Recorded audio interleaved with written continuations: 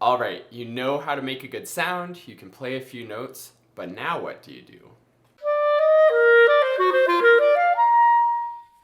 If you've been following the QuickStart Clarinet YouTube channel, you know that a few weeks ago I made a really in-depth guide for beginner clarinetists, and in this video I'm going to do the same but for the intermediate level.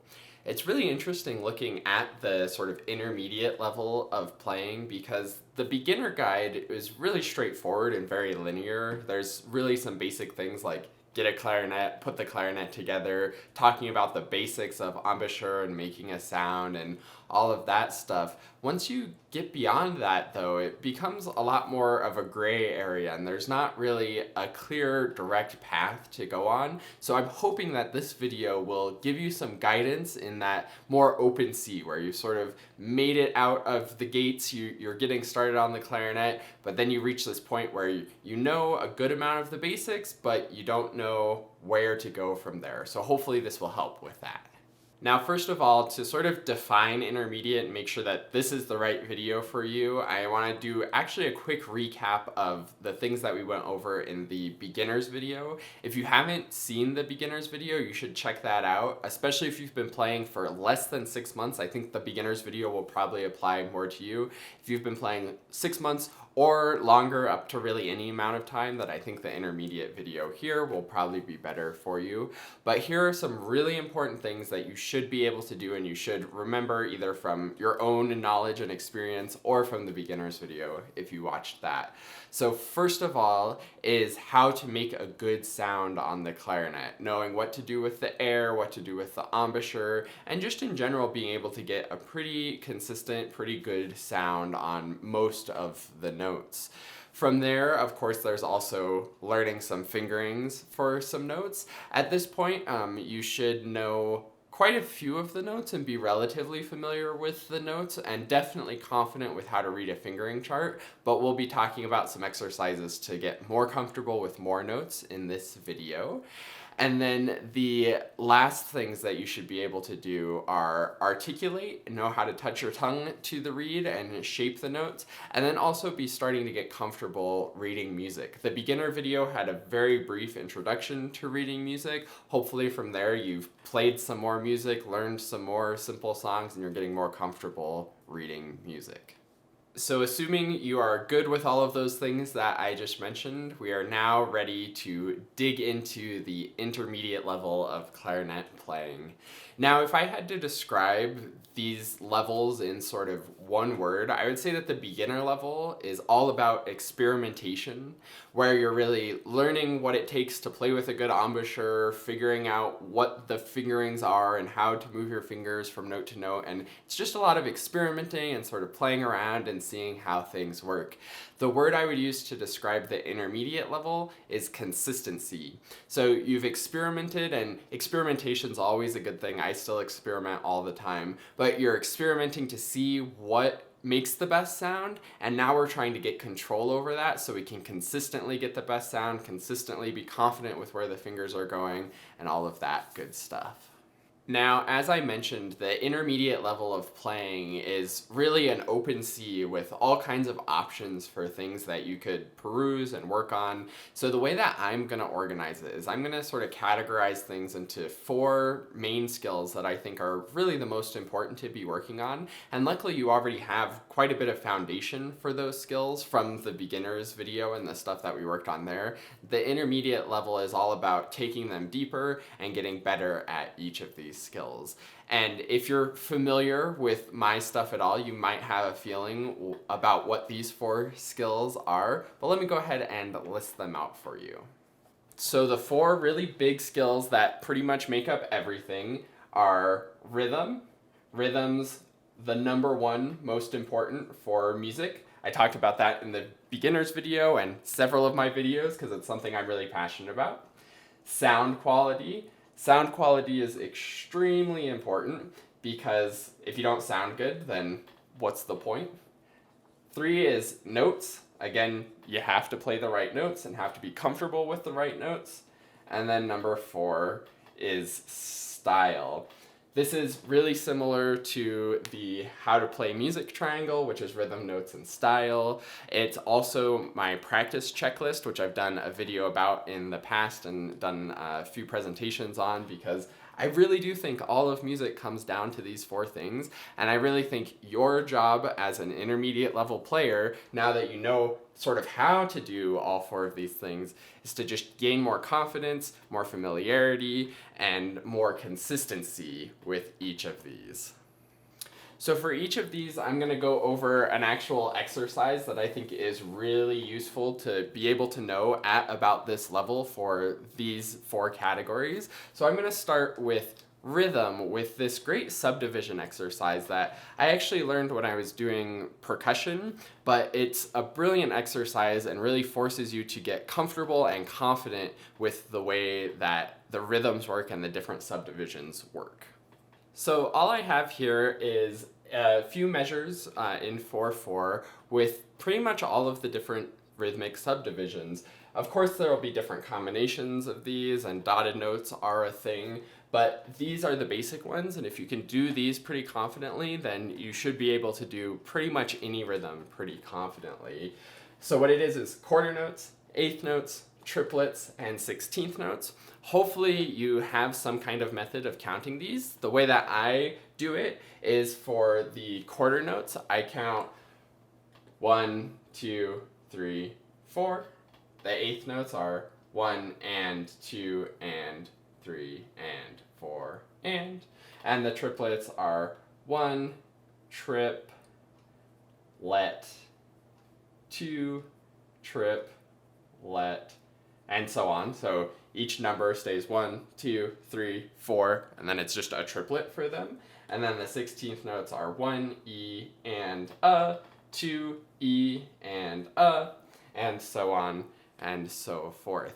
And then what you're going to do with this exercise is put it with a metronome, or at the very least clap a steady beat. If you don't have a metronome, you should have a metronome if you want to be an intermediate level player. You can look on Google, just Google metronome and one will come up. There's tons of free metronome apps. All you need is something that clicks a steady beat.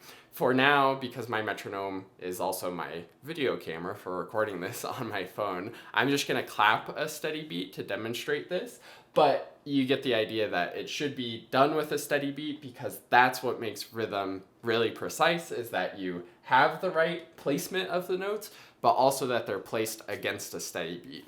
If it's not with a steady beat, it doesn't count. So what we're going to do for this exercise is count through this and then work our way backwards through the subdivisions as well. And what this will allow you to do is be really comfortable changing subdivisions and knowing how the pulse works for every single one of these different kinds of rhythms. So that might sound something like this. Get the steady beat going. 1, 2, 3, 4, 1 and 2 and 3 and 4 and 1 triplet, 2 triplet, 3 triplet, 4 triplet, 1 E and a 2 E and a 3 E and a 4 E and a 1 triplet, 2 triplet, 3 triplet, 4 triplet, 1 and 2 and 3 and 4 and 1, 2, 3, 4. And of course, don't feel like you need to do it that fast or even do it all the way through like that. You can practice just 2 measures at a time. Going between the triplets and the 16th notes takes a little bit of practice at first too, but make sure that you're playing with your steady beat, you're staying consistent with your steady beat, and that you're really confident with how it feels to go 3 triplet, 4 triplet, 1 E and a 2 E and a, and have exactly the right speed of the notes right away. It can be really tempting to sort of keep it the same, 3 triplet, 4 triplet, 1 E and a 2, and then you end up being late and behind your steady beat. So practice this until this is super fluid, super comfortable. If you want to create an extra challenge for yourself, you can sort of skip around instead of going in order. Maybe do something like this. 1, 2, 3, 4, 1 triplet, 2 triplet, 3 and 4 and 1 E and a 2 E and a 3 triplet, 4, 1, 2 and 3 and 4 triplet, 1 E and a 2 E and a 3, 4. So even within measures, you can be bouncing around and changing rhythms. And if you're truly comfortable with these rhythms, that should be pretty easy to do. And if you're uncomfortable, practicing this exact exercise to get comfortable with it will make a huge difference in your rhythm abilities, always being able to have that steady beat going and place any subdivision you need to against that steady beat. And if you're watching this right now and you think that this is pretty simple and not really something you need to do, I'm going to talk about this a bit later, but I really challenge you to give this a shot. You may look at this and think, oh, I can do that, no problem, but have you actually got out your metronome and actually tried doing it with your metronome and seen if that's comfortable? One trick or one tip about all of this intermediate stuff is it's the exact same things that the professionals are thinking about and working on. Maybe not this exact exercise, but I promise you, the more you practice this exercise, the more fluid this can be, the better your rhythm will be overall. So even if this looks really easy for you, and even if the next few exercises I talk about look real easy, I really do challenge you to actually try it and see if you're as confident with it as you think you might be just watching me do it. But now let's move on to the second big thing, which is sound quality. Sound quality is a really fun one because it sort of captures everything that you need in terms of clarinet playing. So rhythm has to do with music, of course. We didn't even get the clarinet out to do the rhythm exercise. The sound quality stuff is all about the clarinet and all about being really confident with the clarinet. And the big thing that's going to help your sound quality as an intermediate player the very, very most is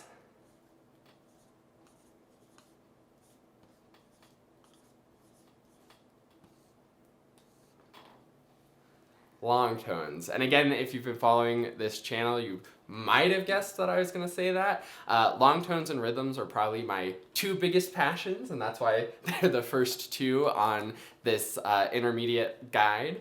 And I think long tones are one of those things that people often misunderstand.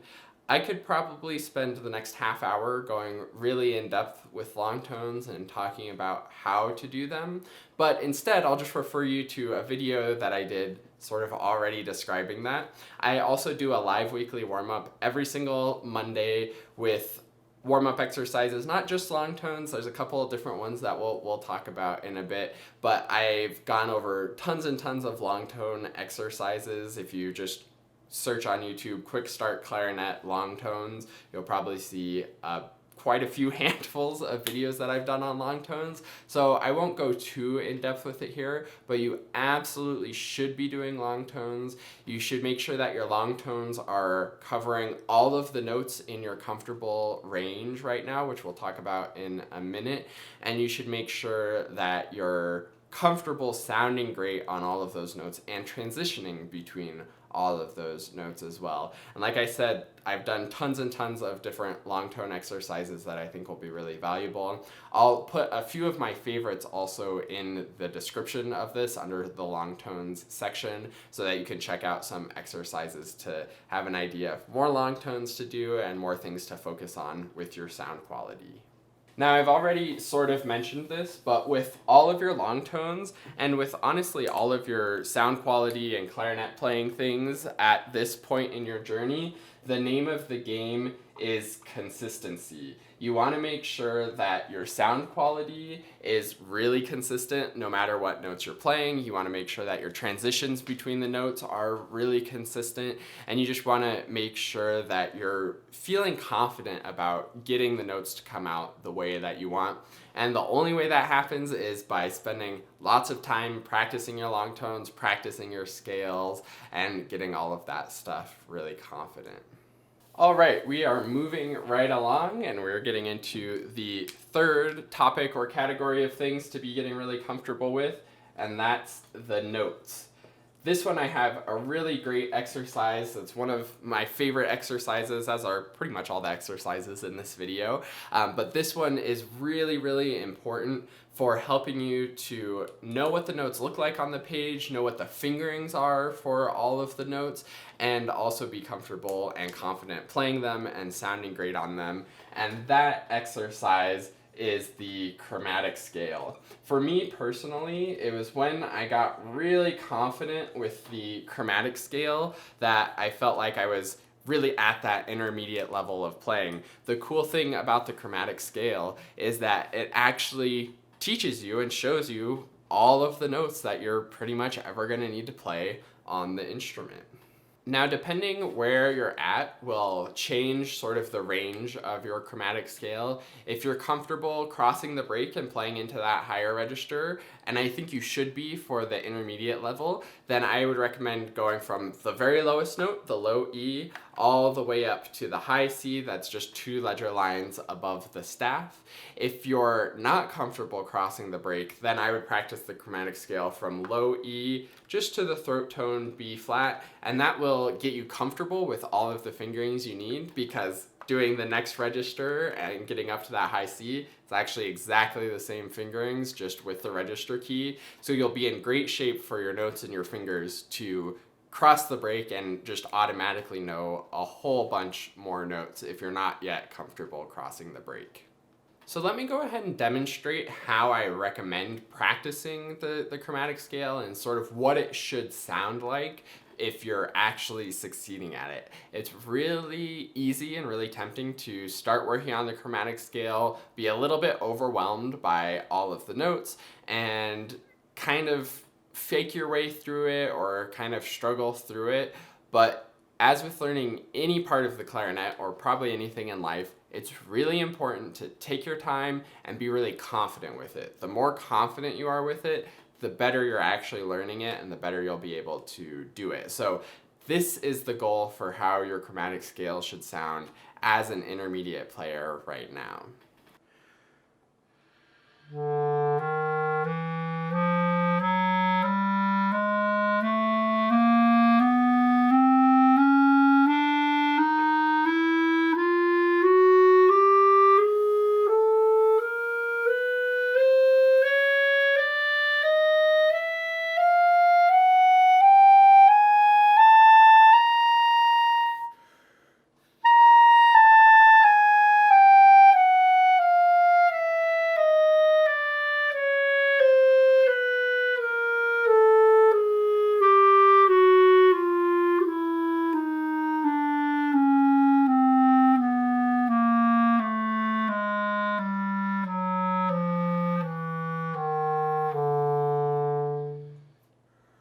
So hopefully you noticed that I wasn't going very fast at all. I was actually going quite slow, but I was going very consistently. It's really important as you're working on the chromatic scale that you do a couple things. There's a couple of opportunities here that will make you an even better player. One is to do it with a metronome. The metronome, like we did on the rhythms, is really important, and part of being a great intermediate player is being really comfortable and confident playing with your metronome so that you can always have great rhythm. The other thing that the metronome does for notes is forces you to be confident about where your fingers are going, because if there's any hesitation, then you won't line up with the metronome, you'll be late, and it's just a good indication that your fingers aren't as comfortable as they could be or should be for where they're going to the next note. The other thing that I think is really important to do on the chromatic scale is to actually use music. It's really actually pretty easy to memorize the fingering pattern for the chromatic scale, but if you just always play it from memory and always just do the fingering pattern, then you're not associating the actual visuals on the page of how the music looks with the fingering. So I really encourage following along with the sheet music so you can see like, okay, that's an F sharp, so I play this fingering when it's an F sharp on the page, and you build that association. The beauty of the chromatic scale is it has all of the notes, but it marks them as sharps going up and marks them as flats going down. So you truly get comfortable with both the sharp name of the note and the flat name of the same note by going up and down and looking at the music. And then the final opportunity here that I'll talk a little bit more about is the fingers. Another cool thing, like I've mentioned with the chromatic scale, is that it goes over all of the notes. So it covers all of the fingerings that you're going to be using. So if you can do the chromatic scale confidently, then theoretically you should be comfortable fingering every single note that you're going to need, at least for now until you get into the much higher notes. But that's a little bit more on the advanced side. And remember, even though we're doing more complicated fingerings through the chromatic scale, all the hand position stuff and how to hold the clarinet that we talked about in the beginner's video still applies. You should be able to just shake your hands out, relax it by your side, bring it up and have that nice, relaxed, natural curve to the hands, bring that to the clarinet, and as you go through your chromatic scale, everything is just relaxed, staying in that nice, natural curve as you move through all of these more complicated fingerings, because you have to move your fingers around a lot more as you're playing these notes, but you can do it comfortably because your fingers are nice and relaxed and easy and there's no tension at all. And that's one of the things as you're practicing the chromatic scale, practicing it over and over and over again, you can really focus on playing in time with the metronome, looking at what the notes actually are, and being relaxed and in control and confident with where your fingers are going. And that brings us to the final category, which is style. For style, it's kind of a catch-all category. It really covers a lot of things, but these are the things that are going to make the music start to sound really musical. The style is the difference between just playing Twinkle Twinkle Little Star and playing the right notes and rhythms like you probably were able to do from just after watching the beginner video, and how Mozart himself would have played Twinkle Twinkle Little Star when he was writing it. It's a little bit different, and the only thing that makes it different is a few extra details. So these details are things like dynamics. Dynamics are how loud or soft you're playing. Things like articulations, that's how you actually tongue the notes and how you separate the notes, whether there is a lot of separation or very little separation, staccato, legato, accent, marcato, all of those different fun things. And then tempo is another part of style.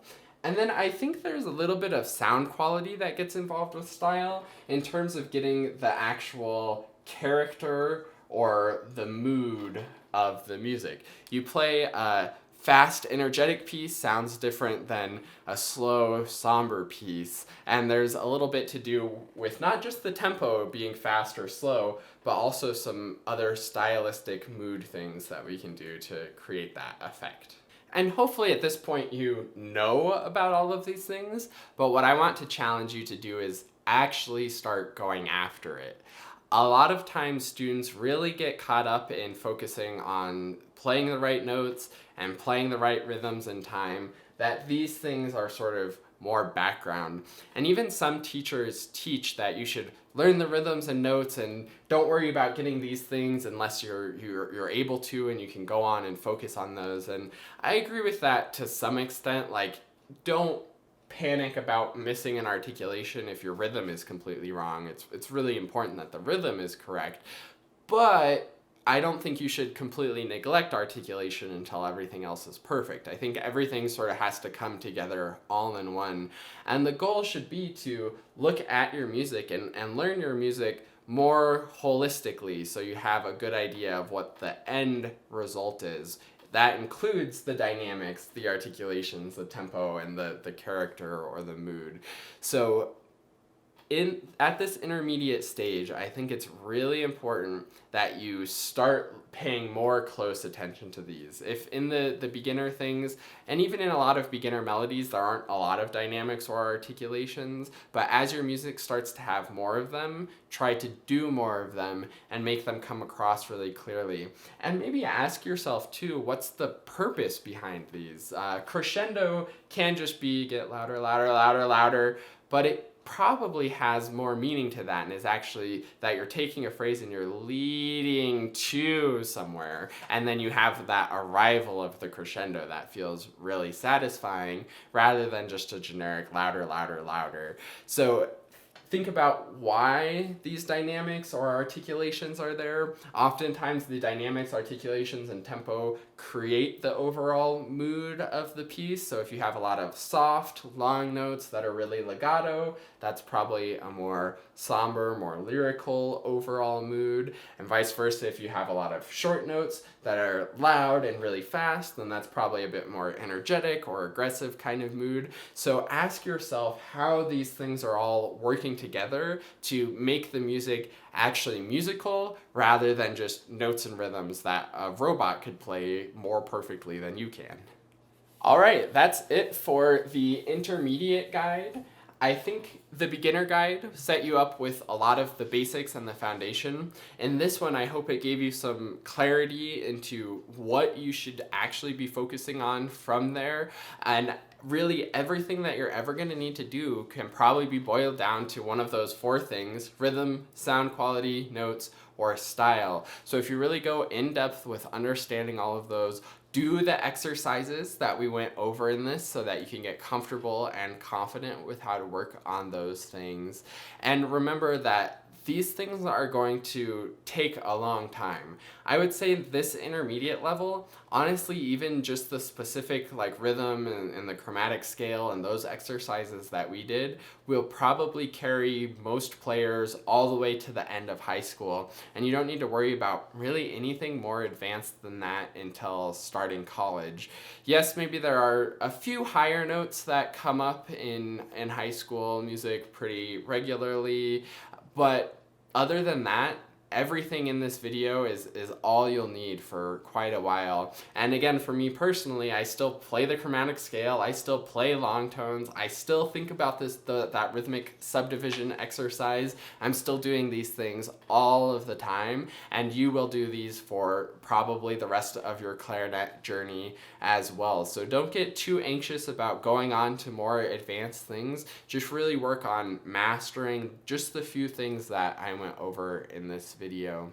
And if you're really excited about this and you have questions or you want more exercises and more detail on how to do these things, in my personal opinion, I think the very best resource that you could have is the Next Generation Clarinet Method, which of course is my method book / program. It's an online program that has a method book with it, but also a bunch of other stuff to help guide you through the method book and make it more valuable than just playing a bunch of exercises.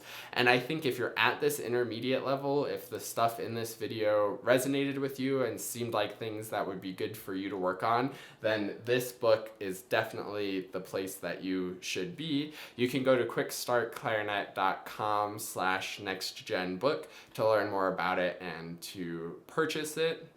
But otherwise, I thank you so much for watching this video. I hope that this series has been helpful from the beginner guide to now we have the intermediate guide, and I hope you're a little curious about what's going to be in the advanced guide, because this kind of went over just about everything you need, and there's really only a few things left for the advanced guide. So I'm excited to share that with you and come up with all the goodies that I'm going to put in the advanced guide probably here in a few weeks. So if you're interested in checking that out, be sure that you're subscribed to the channel so you can see all of the advanced stuff as well. But in the meantime, I think honestly for 80 to 90% of players, this intermediate stuff is the place to be and the place to really work on building up that consistency. So finally, if you have any questions about any of this, feel free to leave a comment. If you feel like there was anything that I missed that you think is really important for intermediate players to be thinking about, leave a comment with that as well. Thank you so much for watching this video, and I look forward to seeing you in another one.